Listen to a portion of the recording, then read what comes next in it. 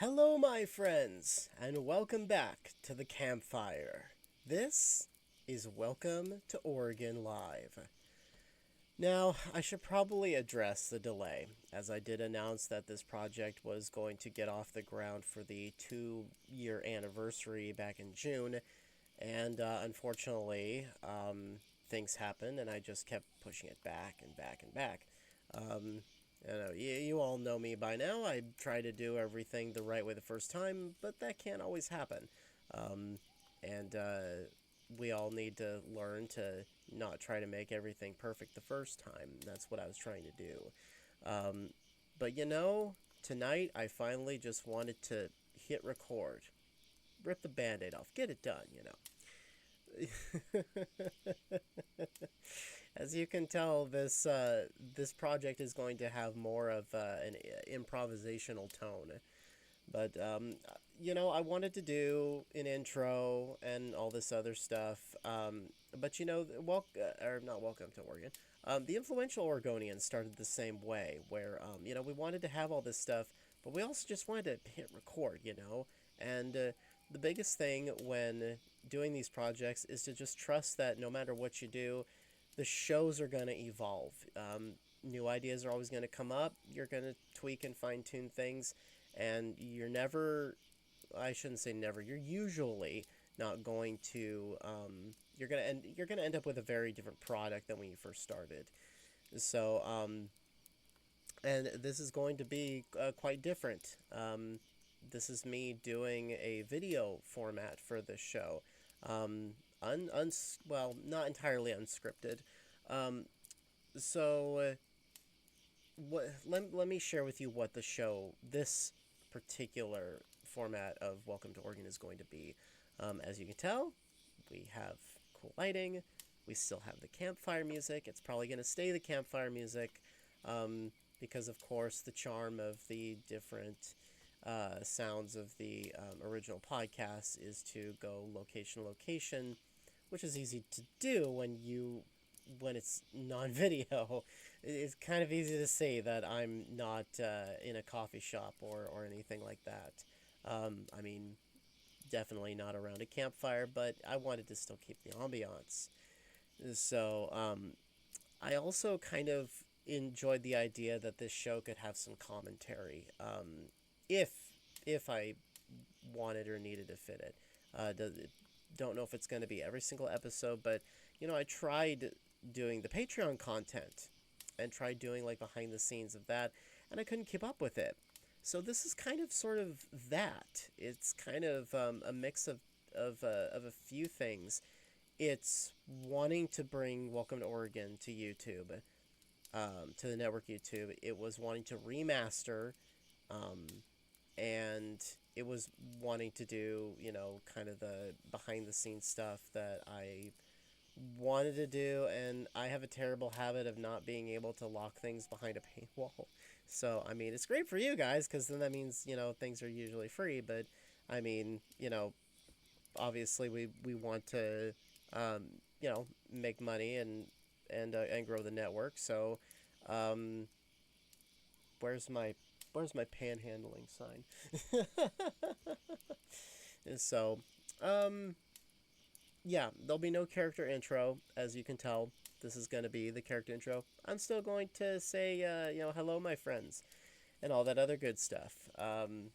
So, with that, we're going to start to try to kick off the very first episode. Literally, the very first episode we're going to do. We're going to read this from the book version, or the current draft of the book version. Yes, I'm still trying to do the book. Um, I've decided that, I mean, not to go into a whole rant, because of course we want to get on with the reading, but I would like, I figured out some things dropping the character intro from the book because it doesn't make sense. Um, Going past 20 stories is going to be too long, so I actually pretty much will have enough here soon to have 3 books total. So I'm going to try to get my butt moving on those. So you all can have some book versions of this as well. So it'll be everywhere. We're on video. We're on paper. We're in podcast form. Welcome to Oregon will be everywhere. And so anyway, with that out of the way, ladies and gentlemen, uh, 5 minutes, not bad. We're doing good. All right, guys. Without further ado, let's get into it. Oregon is a beautiful place, filled with so much history and adventure. But to many people outside of its borders, it's the odd man out, one of the lesser known or heard of places in the Union. When people think of the United States, far more vivid images come to mind. California's giant cities and sandy beaches, the state of Texas that takes pride in everything large, from the land to the food to the big cowboy belt buckles, New York and its famous towering skyscrapers, and even Florida with all of its unusual stories and terrible hurricanes. Most of the time, when I see people talk about Oregon, it's usually because of Portland and subsequent political talks. However, Oregon is so much more than that. In some respects, Oregon is one of the most significant states in the Union. And I've already lost my place. We're doing great, people. For example, World War II. I'm sorry. For example, during World War II, it saw more action than any other state and was even outright attacked in 1942 on two separate occasions. Thousands of years before Hitler started his rampage across Europe and the Japanese bombed Pearl Harbor, it saw the devastation of the Missoula flood that carved out the landscape of the Pacific Northwest. Archaeologists have even discovered that Oregon was possibly home to the oldest native population in North America.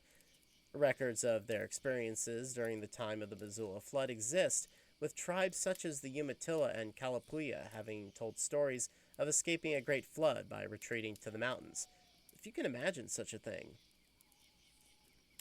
Geographically, Oregon boasts a diverse ecosystem of high desert, scrubland, lush valleys, dense forests, rainforests, and an insane amount of volcanoes. 61 named volcanoes, in fact, 5 of which are still active today. Let's also not forget the very wagon trail carved through the Midwest landscape by settlers looking for a better life.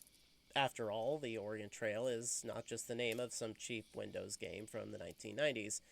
It was a real event, one of the most famous in United States history. I think you get the picture. Oregon holds a unique position in American history, and I'm here to talk to you about all of it. The good, the bad, the dark, and the bizarre.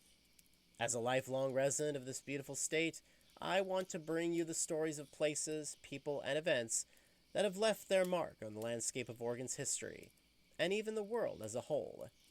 From natural disasters to man-made ones, from the coast to the mountains and beyond to the high desert, from pioneers to politicians and ancient villages to modern civilization. I'm Marcus Axford, and welcome to Oregon. Take a drink of my water real quick.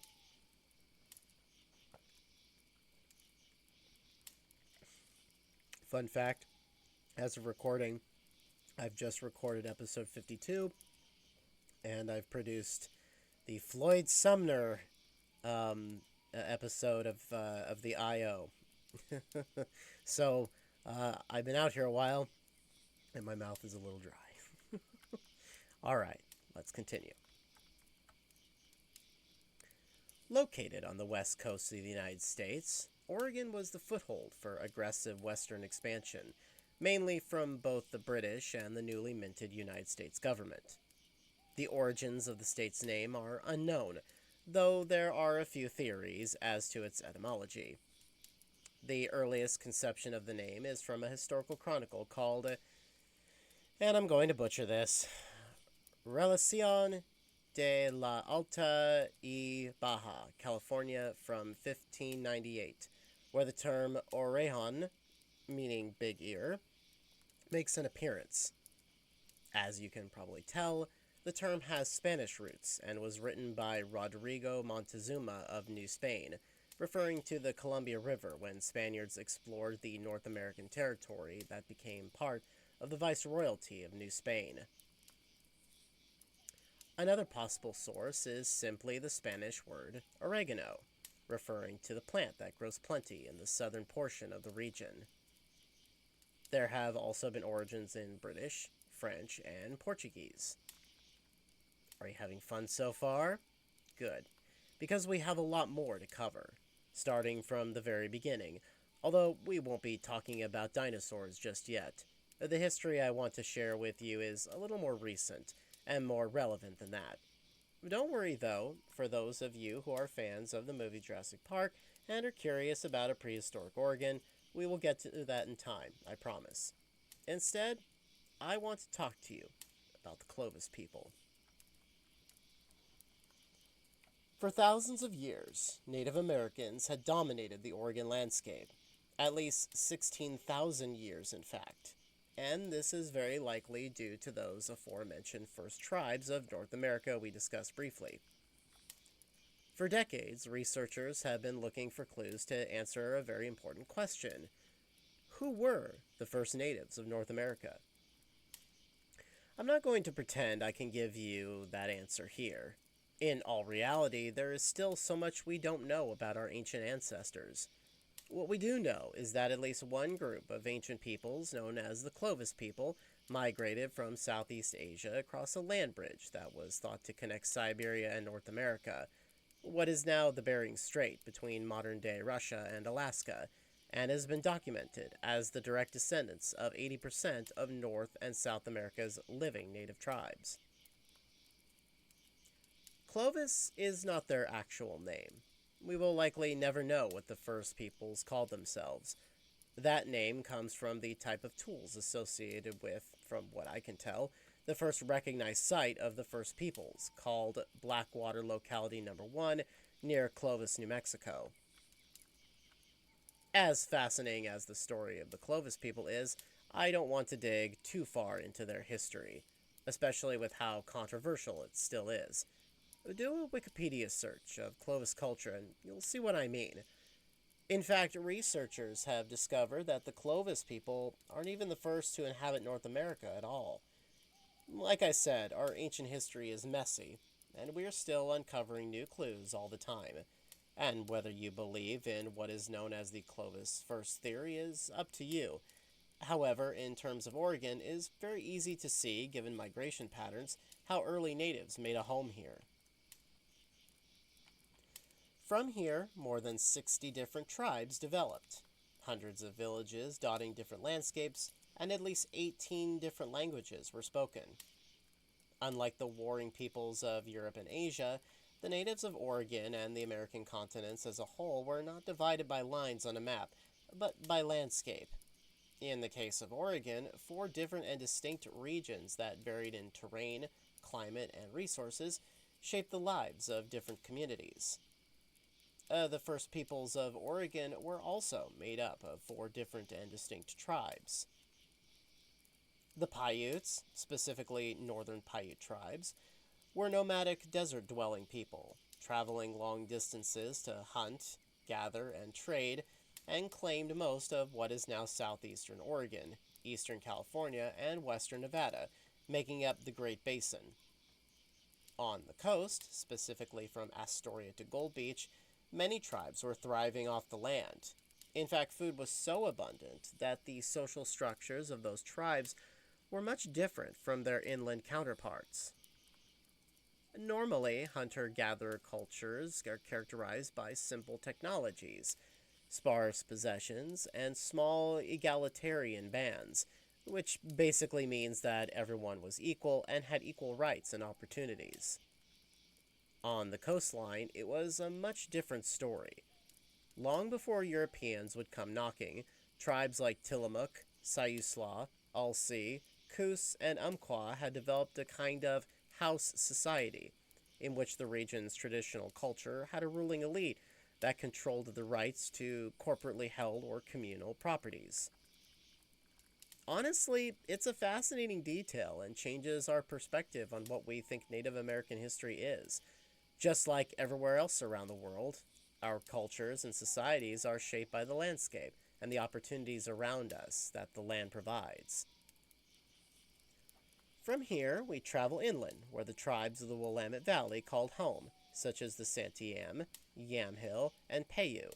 And while most of the names of places today hold more traditional European settler names, you can still find Native American culture everywhere you go.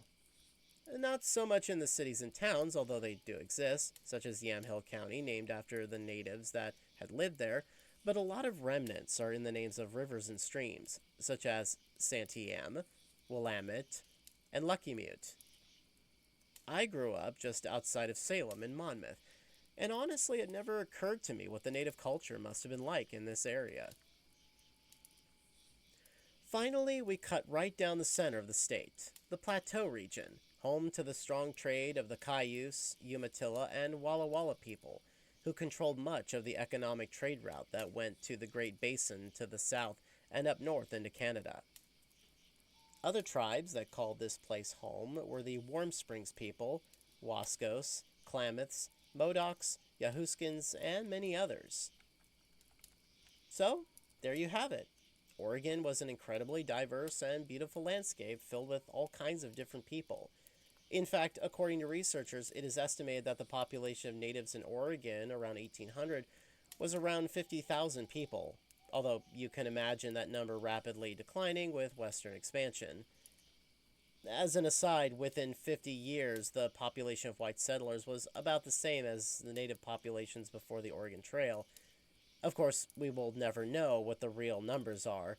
Records like that were never kept, so we have to rely on colonial records, which, as you can imagine, were probably twisted to the benefit of their masters back home in Europe. History is written by the victors, after all. And you also have to remember that disease ravaged the population when colonials came, killing off millions of Native Americans. Gonna take a small water break.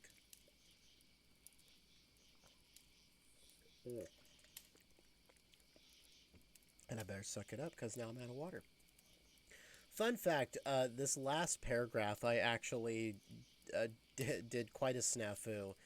I don't remember the exact number that I had listed for Oregon natives, but I think it was like 60 million or something like that, which is obviously a massive amount considering the current population of California is 32 million. Um, it, I know that like flora and fauna was different here in that time, a lot more to feast on, but at the same time, that's still a ton of people, and I probably should have known better. I just simply read the source material wrong, and what they were talking about was 60 million natives, I believe, in North America, or at least maybe the United States proper. So, anyway, back with our reading.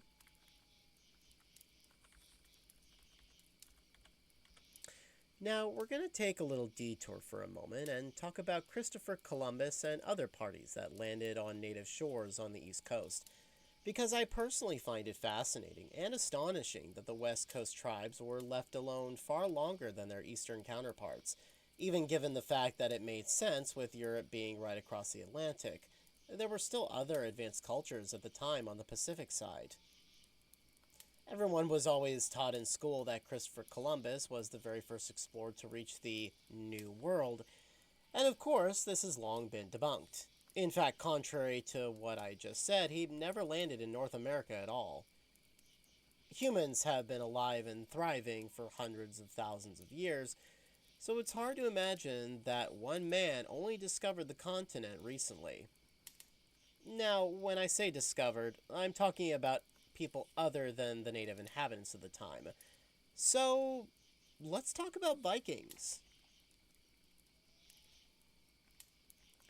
Born at around 970 to 980 CE, Leif Erikson was a Norse Viking credited with being the very first European to set foot in North America, specifically Newfoundland, or Vinland as they called it, for its abundance of timber and also grapes to make wine. Coming from Greenland, Leif and his people had neither.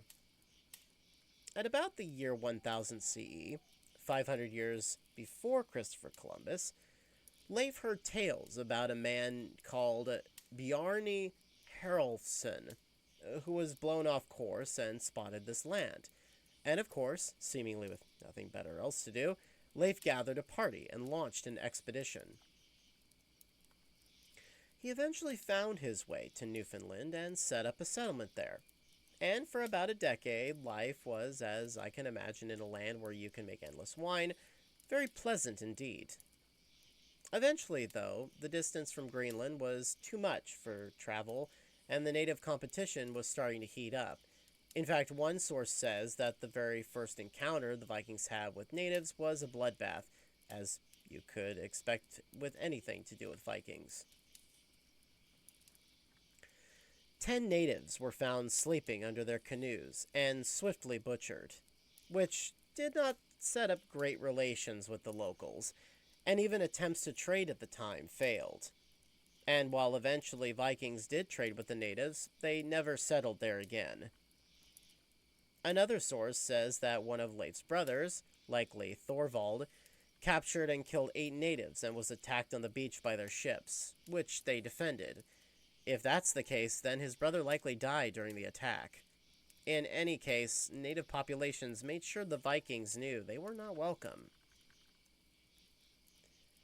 There are other accounts and theories of early explorers and temporary settlers to the northern continent, including Chinese, Africans, and even Ice Age Europeans.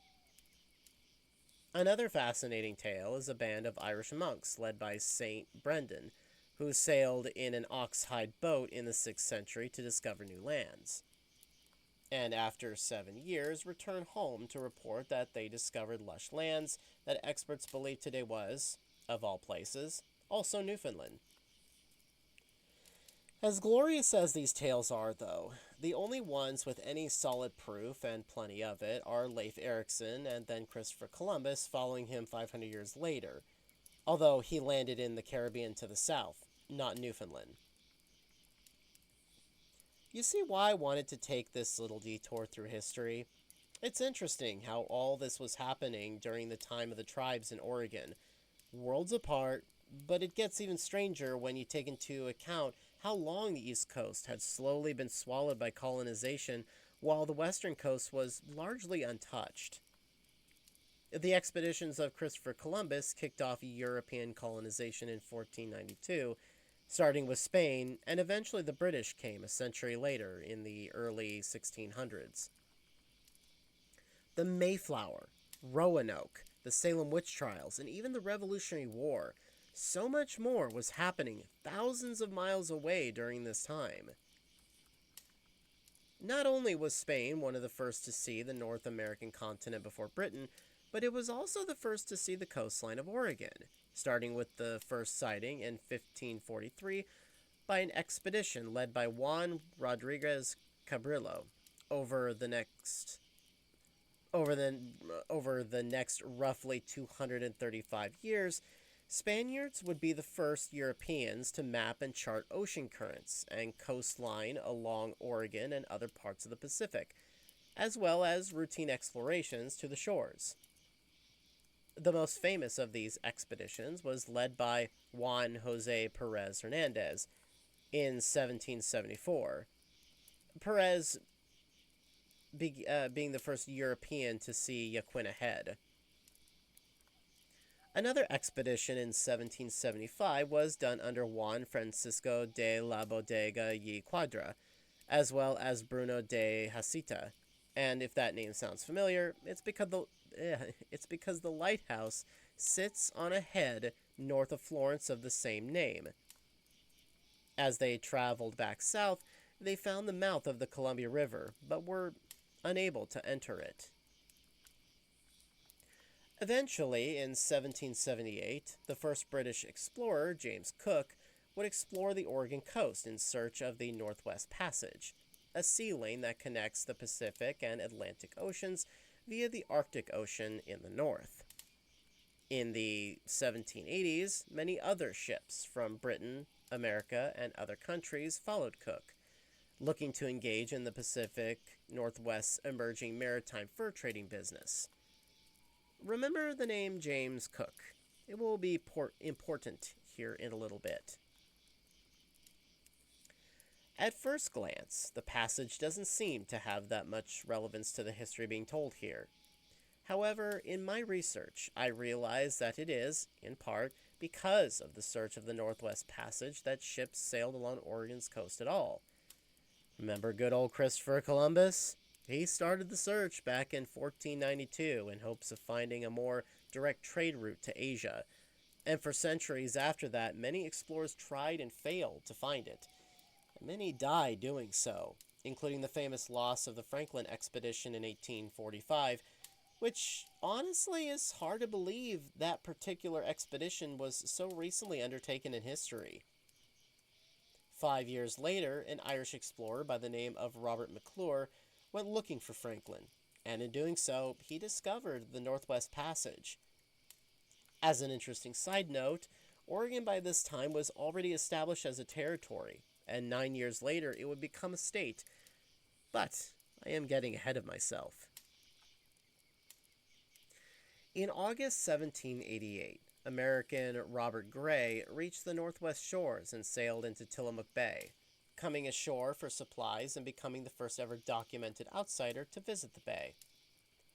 Fighting broke out almost immediately between the Tillamook people and Gray's company, resulting in the death of his cabin boy and cook, a young man by the name of Marcus Lopez from West Africa's Cape Verde Islands. Shortly after that, Gray named the bay Murderer's Harbor, although you can probably tell that name didn't stick. In 1792, he would be the first American to enter and explore the Columbia River, named after Gray's own ship, the Columbia Rediviva. That same year, Gray was joined by British Captain George Vancouver, who became the first European to send boats into the interior via the Columbia River, and explored Puget Sound.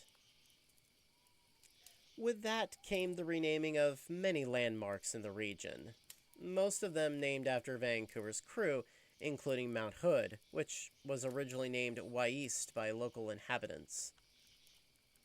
Arguably, the most famous expedition was the one we all know of very well, the Lewis and Clark expedition, although it wasn't always that well known or even talked about.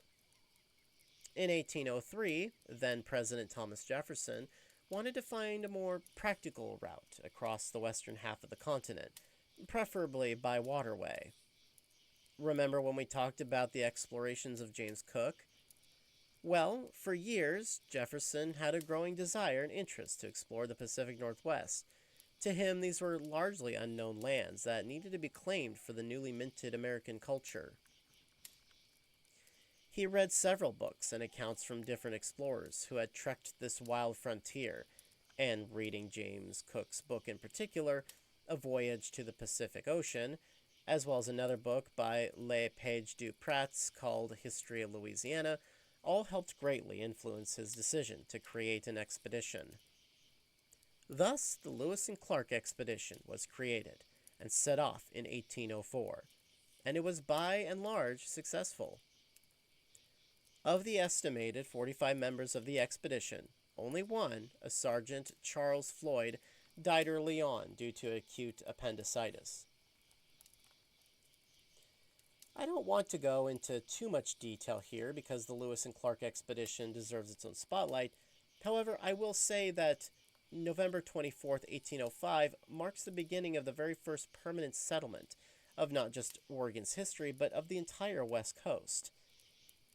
After sighting the Pacific Ocean and setting up camp 2 weeks prior, the party discovered from the Clatsop tribe that the area they originally chose in what is now modern-day Washington would not make for a very good place to set up shop. The elk had retreated to the mountains for the season. Storms racked the area, and by then they were too poor to ask the local natives for help with supplies. So a vote was held to move their original camp 2 miles upriver to the south side, where they explored the area and found a suitable location to erect Fort Clatsop, which would serve as a foothold for the very first settlement of Astoria, named after pioneer John Jacob Astor. The interesting thing to note here is that both their native guide Sacagawea as well as Clark's slave York were also allowed to vote. Remember how I talked about the Lewis and Clark expedition not being that well known? Well, it turns out that up until the 1900s, even with the centennial of the United States in 1876, the expedition scarcely appeared in history books during the 19th century. And even with the 1904 Louisiana Purchase Exposition and the 1905 Lewis and Clark Centennial Exposition, the story of the great explorers was still not as detailed as we know it today. In fact, regardless of all the expeditions' accomplishments in both science and exploration, it wasn't until as late as 1984 that they have become the most recognized exploration party in all of U.S. history, thanks to more research that had been done on the subject. And I find that to be a very fascinating detail indeed. While the Lewis and Clark expedition may not have been the grandest, it was by far the most important, because while many explorers like Robert Gray, George Vancouver, and James Cook came before them, it was their journey and hard work that established an official presence, marking the end of a chapter on the land's history. In 1812, the United States once again went to war with Britain, and while scholars have long debated on how the war actually started, it caused the British to gain control over fur trading, specifically in the Pacific Northwest. When the war ended in 1818, both Britain and the United States shared the land, and by 1843, the Oregon Country created an autonomous government. That same year, the Oregon Trail opened up a more direct route from the east to the west beyond the Rockies. More settlers came. The land went from country to territory in 1848. And finally, in 1859, Oregon became the 33rd state in the United States of America. One final intriguing detail. Oregon statehood was possibly heavily influenced by the slavery laws of the time. Their request for statehood was delayed several times as Congress tried to decide on whether Oregon should be a free state or a slave state. Eventually, politicians from the South agreed to let Oregon enter as a free state in exchange for opening slavery to the Southwest United States. But that is a story for another time. Whew. Well, that was exciting. Let me minimize that. All right. Well, guys, it was great. Sitting in this chair for so long, I'm stiff and I'm out of water.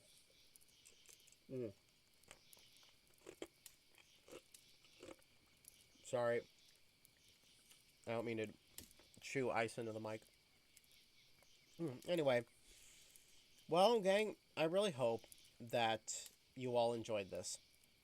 I have no idea if you will, because it's definitely a little bit different than listening to just a regular show. I don't know. I guess we'll see. I have a lot of thoughts on it, but if I'm continuing to pull the veil back, it is currently midnight. So, yeah, let me know if you enjoyed this, if you want to see me continue on. I mean, I probably will still. This is important information, and not everybody wants to listen to a podcast. Although if you're listening to if you're watching YouTube, I don't know why you're not listening to the podcast. Go listen to the podcast. It's great. We're now officially at 52 episodes as of recording this. So, I don't know if I have anything else to add to it. I mean, I suppose I could talk a little bit about, since this was the very first episode, kind of, how I put it together. Because it was a little bit challenging to go from, native history and kind of going through everything and finding the right stories and finding the right information and everything. And honestly, still, as I've said before, reading source material can be very difficult. I can probably go back and research for these same stories and find something different or something I missed or just, whatever. But if we spend too much trying to edit, past episodes, we're, not working hard enough to just continue on, which is why most of the time I just use future episodes to kind of, um, oh, what's the word? Not retrofit.